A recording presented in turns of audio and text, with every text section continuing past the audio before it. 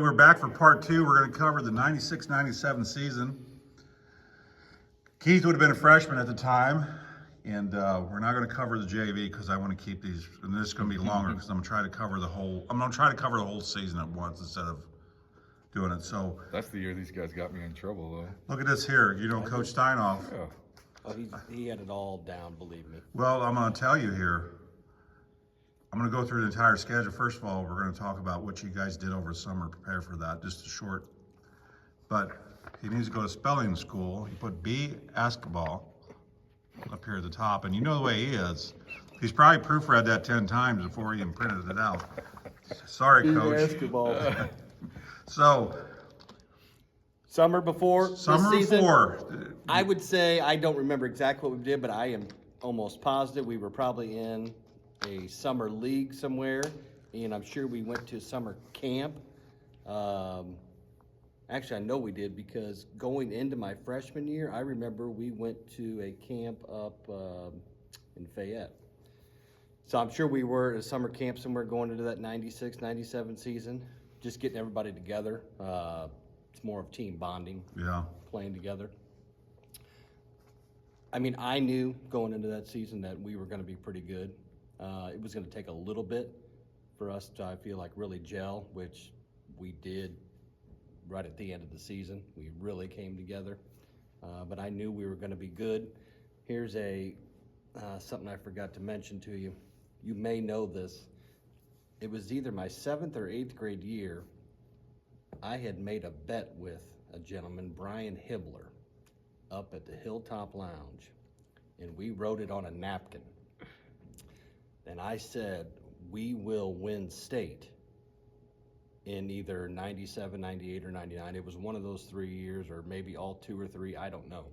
But he wrote it on a napkin, and Brian Hibbler never threw away that napkin. And the last time I saw it, he had it framed in his house. Did he pay you? Or what did you bet, a handshake? It was just a handshake. Okay.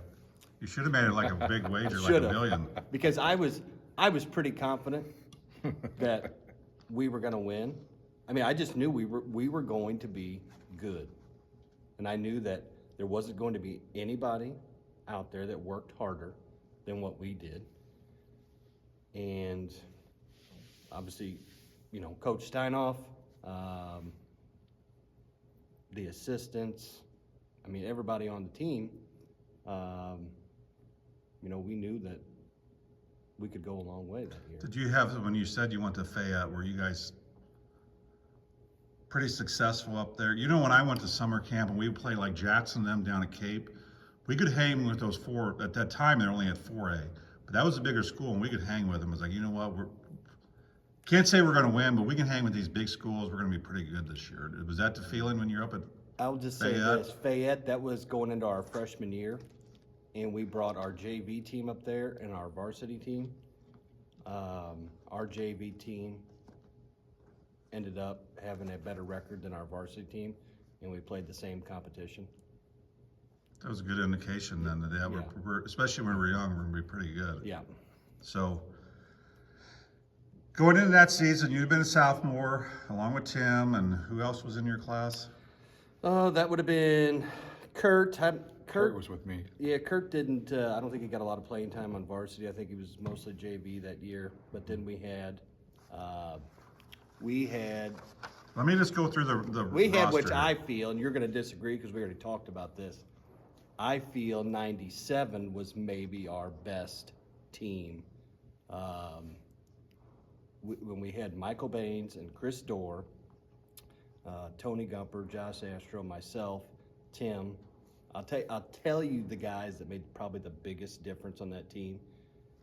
Back then, everybody knew what their role was, okay, what they were out there to do. And probably Michael Baines and Chris Dorr were probably the 2 key players on that team that, you know, led us to a state championship. Well, and I tend to agree. I'm not going to agree with you as your best team, and I agree with you with your roles, and that's the same thing Kyle Quick and John Phelan said in 2001. Yeah, we were the 2 big dogs, but everyone had a role. So, you know, Robert Brown came in and hit a bucket, or the other players, I mean, Alan Shear, you had kind of the Twin Towers in there, so Alan probably took a lot of heat off John because he could hit the open shot. So I'm going to go through your roster. You had Jeremy Barbrick, Mike Baines, Chris Dorr, Tony Gumper, Chris Case, Kurt Cook, Ryan Mankey, not Coach Mankey's son, Jamie Nugent, Tim Shear, Chad Sider, Kyle Wolfe, and Josh Zastro. So let's go through. And if you have any stories that you want to tell, maybe when you scrimmage them and JV, obviously you're younger, but we'll go through those. But so we're going to go through the actual. I have the listings. It wasn't fun getting hit by Mike and Chris. Well, I can remember scrimmaging them, and I honestly, screens. I leveled some of those too, but in turn we had your back. They just come in here and cream you. Yeah. Those were some strong kids, and Yeah. so was Tony Gumper. Yeah. Tony so was strong too. Tony was really so strong. what I was going to build on that is nothing against Tim Shear, but he didn't really want to go in the lane very often. So those two guys in there were kind of like the trash men. They would do all the dirty work and get the rebounds and box out and probably guarded.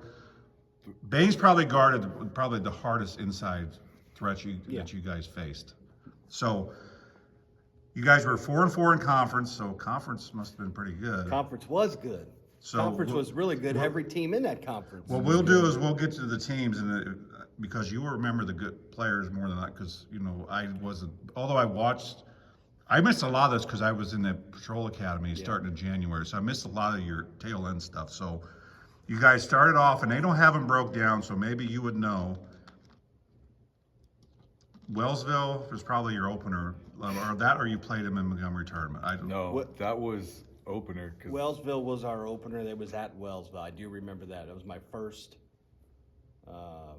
Wasn't my first varsity game, but it was our first game that year. And you guys won 77-47. So then you get in the Montgomery tournament, and you guys beat Warrenton 60-52, and you lost to Fulton by 56-57. That would have been for then you would have got sent off to the third place game, and you beat Herman 55-33. Yeah, I'll tell you something about, and we touched on this earlier too. We were talking about I had a broken wrist. That game against Fulton in the first half is where I actually fell. I was going up for a layup and I got undercut, and that is actually where I broke my right wrist in that game.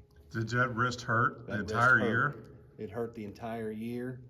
I remember going in at halftime, and it started getting extremely stiff. I remember coming out the second half, I shot one basket, and it was a left-handed layup because I could not use my right hand.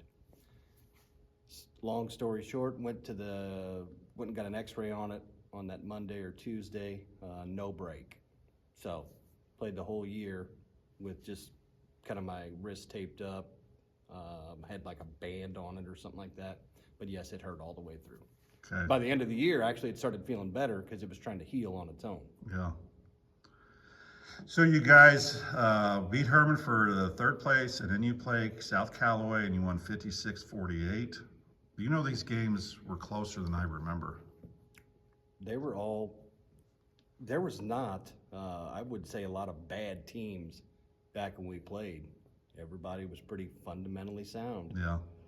So then you had 4 conference games in a row. You beat St. James 60-51, Owensville 68-59. St. Clair you lost 42-44. So who would have been on that team? Mark Johnson, Yeah. I think. Was there a Bannerman? Yeah, could have been a Banderman. They had, I don't know, probably 3 or 4 other kids. I think Mark Johnson still plays in like an over 40 league. There were. Well, I'm going to look here because this is Mark Johnson. There was not one from St. Clair that made first team. She had Mark Johnson, Bannerman, and Eric Selter. Yep. Would have been the 3 that I had honorable mention. Yep. And while we're sitting here, we're in the gym in New Haven. It would have been better if the backboard would have been up, but the other videos, someone made a mention that Kyle Quick and Johnny lay on the floor, I think. It's like, no, because we did it out in front of the center court. No, so we're here. So I always do a thank you to your sister, Volleyball pole hole. Coach Jamie Hayner, and your brother-in-law, Dr. Hayner, for allowing me to come in here and do this. I didn't mention earlier, so thank you for that. So let's continue going down. Then you played Sullivan, and you kind of got beat pretty easy there, or maybe Did we? maybe they just opened up at the end, 55-43. Sullivan was tough, though. Sullivan was really tough. I high think that's the school. year that Sullivan went to state, if I remember correctly. So they had Scott Gower. I'm actually related to him. He was a big guy, probably 6'6", pretty big. And then they had Doug Cuneo, Yep. and He they was another had 6'5" or 6'6". you had Sean. Did you mention Sean Adams? Or no, that was the other. Scott was That was the only. Sean Adams from another one. So they had 2 on first team, and they had honorable mentions. So Josh Adams. They were Sullivan. and they won. They had an 8-0 record, and they ended up 27-5. Wow. They were big. Probably the biggest high school team I remember ever playing against. Tall,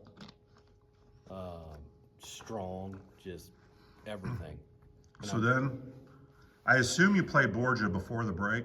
It was a high-scoring game, 89-79. Yeah, that was here. I remember that.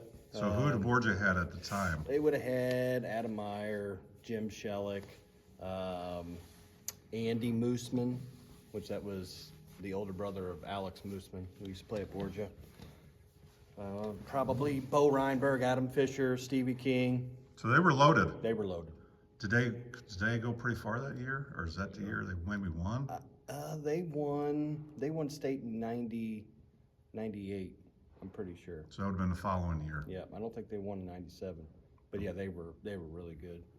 So again, it wasn't like it was. I mean, you guys lost by 10, but so then you go into the South Callaway tournament. You play North Callaway, and you beat them 58-39, and then you beat Herman 77-53. Would Dustin been playing a lot at that point, or do you remember? Or Dustin who- did not play our sophomore year. I did not play for Herman, I don't think much either. So who did Herman actually have? Do you remember? I don't remember. Ryan Pinkholder, or was he younger? I do not remember. I'm gonna see if they John had. Lackman was there at some point. They had none on the all conference. Oh, they had one. Shane McGuire. Oh, Shane would go out there and bust threes, right? that was That could have been, That was the yeah. year it was a bunch of like football kids, wasn't it? Yeah, that That came in. They were physical. I remember Jared Shane Scheider? playing.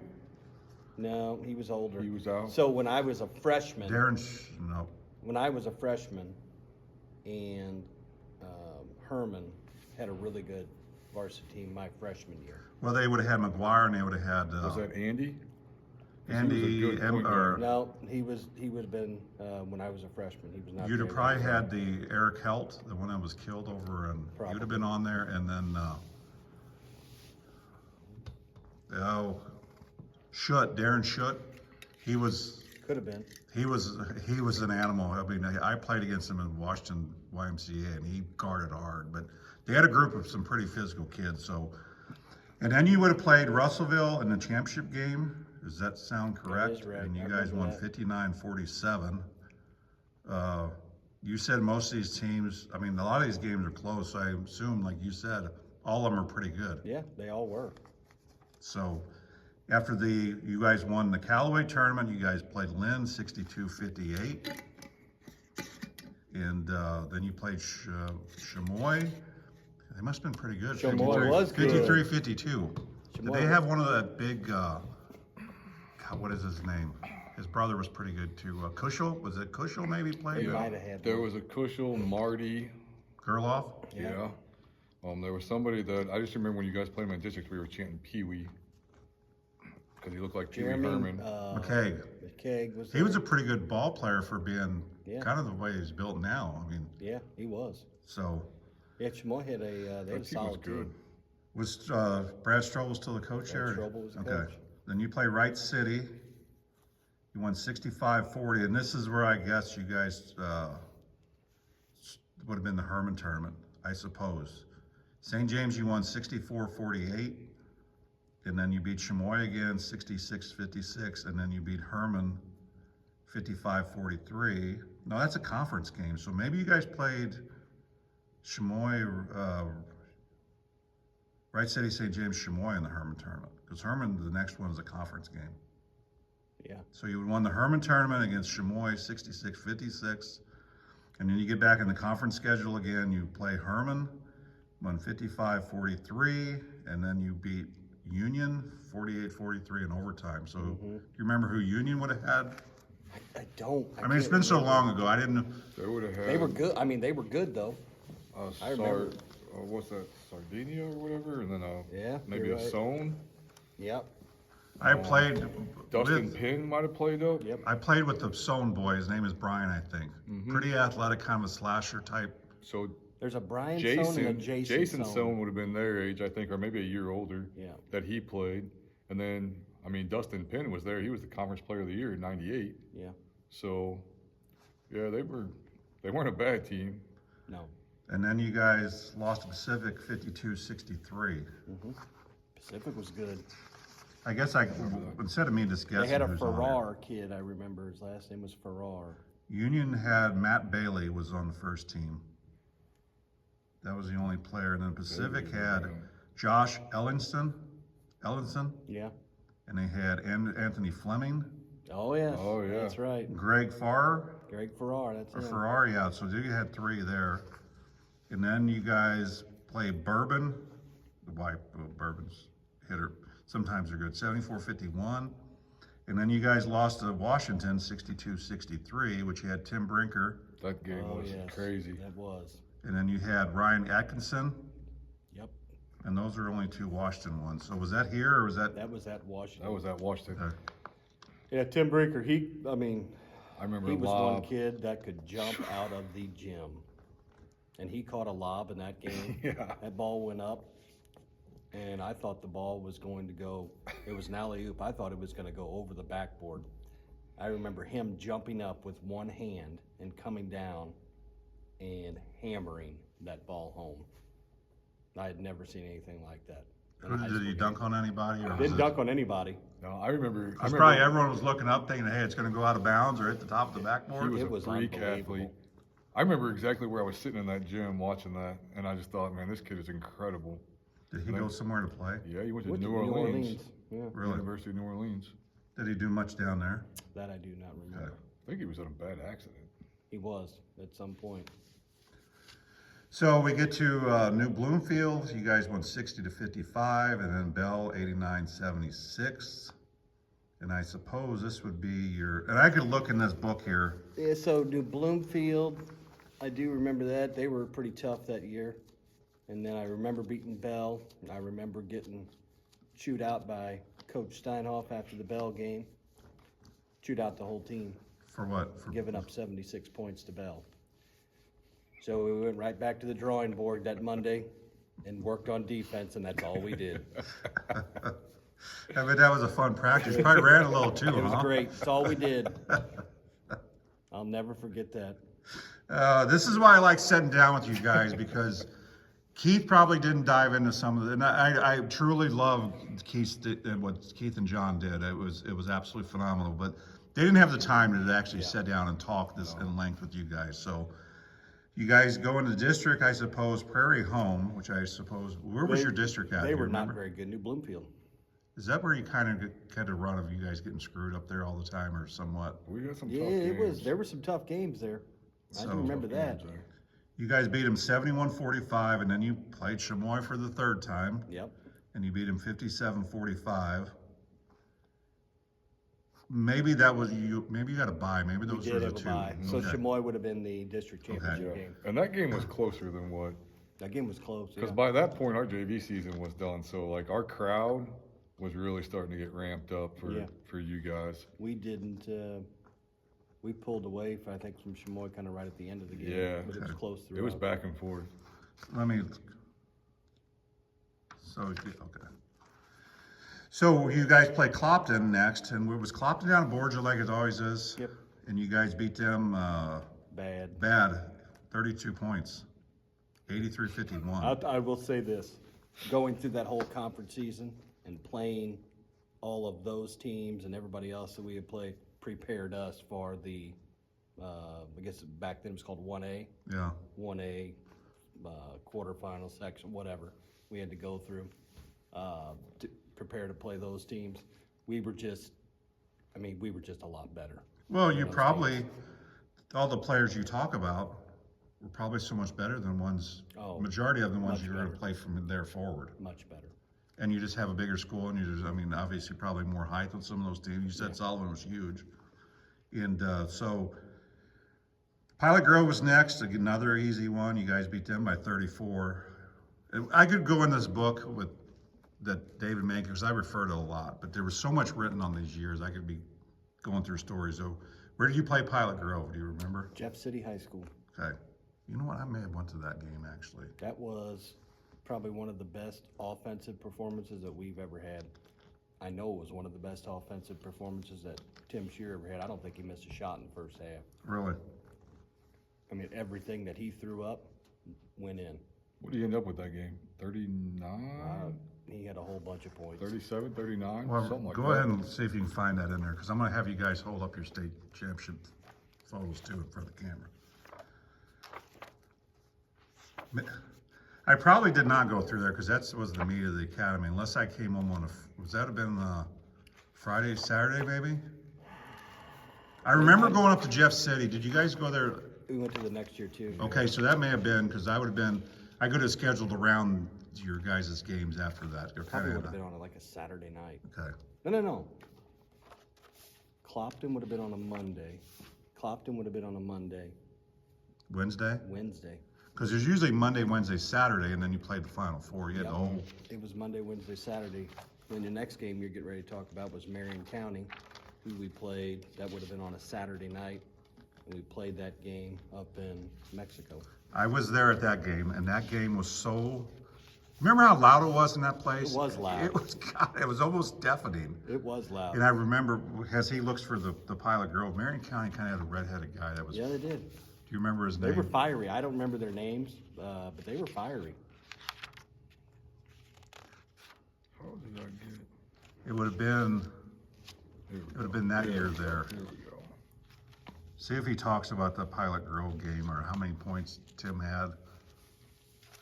And again, I apologize. It's really hard to even get into these two guys, and I appreciate them sitting down because I know a lot of people like watching this and hearing this stuff. He scored 28 points in the half. Probably in the first half. Yeah. Yeah. He finished with 36. I knew he had 30. So did he get kind of tired from? Because you know when you're on, you probably had those games where you're kind of mentally drained after. I had games, and I'm going way back, where I was in the zone, but mentally I was like, God, I'm mentally like drained. I remember that game because that day, Tim told me that day, he was so tired going into that game because he had been laying, and this is not a joke, on the farm. He had been laying irrigation pipe or something all day. Running Oh my irrigation God. Did pipe Coach know this? all day. And I You're just remember built going into different. it, he said he was so tired, his arms were so tired. I kid you not, he did not miss a shot in that first half. Everything that he threw up went in. Apparently he didn't follow the rule like Corey League baseball. Don't go swimming before Exactly. the game. No. Wow. Surely Wally would have had enough sense. No, I remember him telling me that whole story. That's funny. So you guys go to Mexico, which I was at that game because I remember it. You guys won 64-54. And then, like I said, just remember that game being so loud up there. It was loud. It's a pretty wild game. I want to say at the end of that game, Tim might have fouled out. I think he did at the end of that game as well. So who would have been, obviously had Chris in there, but who would have come in for him? It would have had to have been myself, Chris Dorr, Michael Baines, Josh Astro, and probably Tony Gumper. Tony would have came Tony in? would Yep. have come So you make it to the Final Four. First time since 1970. So 27 years. in. Do you have Chadwick? Chadwick. And Chadwick. And you guys beat them 76-62. Was, like I said, some of the stuff is so, That's the one game I remember Bain saying that their coach had said that they never played anybody like that New Haven team all year. Because then weren't they undefeated or only had like one loss? Yeah, they were. But they played a bunch of small schools and he's getting a phone call or something. Which is fine, he has a business to That's run. right. So I'm gonna cover, Tim Shear fouled out with 5 minutes left in the previous game. And then, said Marion County pulled within 5, but then you guys fought back. And his coach said you had kids step up, everyone on the floor made a contribution. And then in the Chadwick game, they were 27-2 going into that game. you guys only lost, what, 6 going into that game. And it says they were not big in size, but they had good shooters and defenders. They were a high scoring team, weren't they? Yeah, And- they got up and down pretty good. And coach was concerned about the half-court trapping defense they had. Coach was concerned a lot. Well, I know, He was concerned a lot more than we were, put it that way. So, going through here, Scrappy was always the worst. did you remember Tim had 4 fouls in that game too? Against Chadwick? Yes. I did not. After drawing his 4th foul later in the quarter, Tim Shear was forced to take a seat on the bench. His replacement, Tony Gumper, scored several baskets, helped preserve the lead. And then you guys finally warmed down, and then you had, was limited to 14. You had 22 that game. Mm-hmm. And then, Baines had a big game Baines had a too. good Michael game. Baines had a big game. He might have had 22 as well. Chadwick's coach, Terry Jester, said that you guys were the best team they had played all year. So, depends on who they play. I mean, Yeah. obviously you talked about that. So we're going to the championship game. And we'll get into this. Bishop Hogan. Yeah. And, Bishop Hogan. They were probably class 3 at the time, but somehow they played in class 1. Yeah. And said he ran 8 to 9 players in and out. They did. And then the score was tied 17-17 after the first quarter. And then with minutes to go in the half, it was 31-31. And then Hogan scored 5 unanswered points and took a 36-31 lead in the halftime. Mm-hmm. And it says you guys started out poorly. Very poor in the second half. They absolutely killed us on the boards. And They actually, I think they got quite a big lead at one point. Probably up, They're up by like 15. 14 or 15 points. well, it doesn't say in here, but it says you guys eventually cut the lead to 7 by the end of the third quarter. Yeah. And talked about Tim's game. Hits 5 shots early in the fourth quarter. And 3:54 remaining, it was tied, and you guys took the lead 61-50. And then you fouled out. I did foul out. I do remember that. So Tony would have replaced you too? Is that Yeah. how? Exactly. And I want to say he maybe came in and he might have hit another shot or two.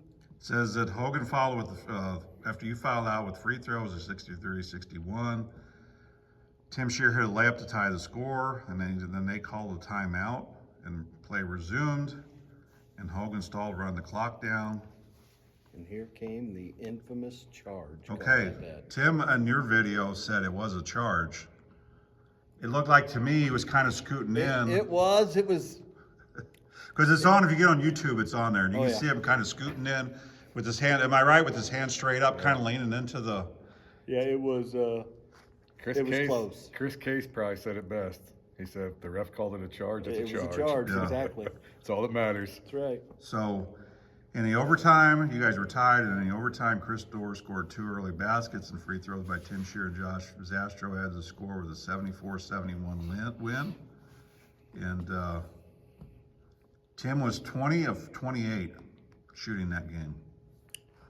He had another one of those games similar to what he did in Jeff City against Pilot Grove. And it said, He got, he'd get in those games where he just would get in the zone and, give him the ball. Give him the ball. It's going to go in. it says in here that Dorr, Zastro, and Tim Shear played all 32 minutes. And he talked about how gutsy you guys were. And I always do this, Tim Shear and was first team, Kyle Wolfe was second team, Coach Steinhoff was named Coach of the Year. And it says with 2 sophomores and a junior point guard, it looked good basically for the next year. So Kyle set a record, state game record, that too. for assists, For assists. how many assists? 11, 12. 12? Well, when you're hitting 20 or 28, it's like, hey, Tim, come on, can you continue scoring so I can get some assists here? going. Exactly. Yeah, I'm being funny with you, but you had it. Make a few more shots. Were you there at that game as a fan? Oh, yeah. Okay. When he was shooting like that, did you think like, God, is he ever going to miss? Did you think that same way in Jeff City's like, hey, he's in a zone, he's not. Players getting those, and like I said, everything that you throw up, I mean, it goes in. And I can remember him, even out here playing against him. Very, very good player. You were a very good player. You were a very good player. I'm going to give you guys kudos for that. But Tatum almost looked like he wasn't trying sometimes. Oh, yeah. It wasn't like he was the dominant, hey, I'm going to go in there. It was just like, boom, boom, and he just casually shooting and go in. And it maybe when you're that good, it looks He so was just easy. smooth, man. He could score at all three levels. I mean, his jump shot was smooth. Yeah, the game It's- became really easy to him. Do you remember watching like Pembroke Hill and we'd see like Jerron Rush and Kareem Rush and you're like, these guys look like they're bored out there. And then you look up at the end of the game, they had 36 points and 18 rebounds. That's just because the game is so slow to them. Like they see things. I don't know, man. Tim would get that way. We're about 30 minutes, so we're going to break and go into the next season. But do you think the reason why Tim was so successful that year, obviously he was good, but even though Chris Dora and Mike Baines didn't score a lot, they still had an inside presence there that it potentially drew some players back to, you know what I'm saying, to help sink in the lane because they were very physical in there. Yeah, most definitely. Those two, I'm telling you, Chris Dorr and Michael Baines are what, they knew their role, and that's what helped us win the championship. You have to have guys like that, and we had those two guys. Talk about the screens that they would set to get guys open. It was all the time. The screens that they set for myself, for Josh, for Tim. I'm going to have Keith here, and I'm going to tell him when he's good. He's going to actually show it'd be before the game. Bring it on up a little closer. It was before the game. That was before the game photo of them that year, and it's trying to focus in, but you can kind of see who was on the team there, and I already said who was the roster. So we're going to take a break here. We're going to come back. By then, Keith has moved up to varsity. I'm going to see 97, 98. Let's see here. Keith actually kind of put his mom, I guess, put these in, which is nice that they kept these. So 98 was an interesting year. So Keith actually, as a sophomore, ended up playing 31 games. He played more than Kyle Wolfe, but we'll talk about that going forward. So we're going to take a break, and we'll come back and cover the 98, and we'll have one more in the 99. We'll get out of here.